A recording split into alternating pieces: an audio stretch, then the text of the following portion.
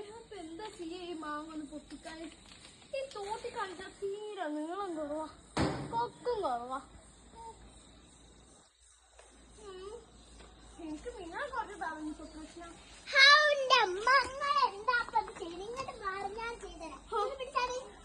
എനിക്കും കൂടി ചെയ്യാൻ പറ്റാത്ത കാര്യമാണ് നീ ഇപ്പൊ ചെയ്യാൻ പോകുന്നത്.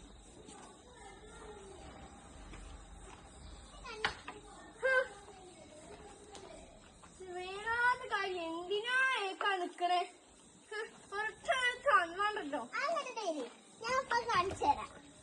എന്ത് കല്ലെറിഞ്ഞാലോ നീ ഇപ്പൊ വീഴ്ത്താൻ പോകുന്നേ?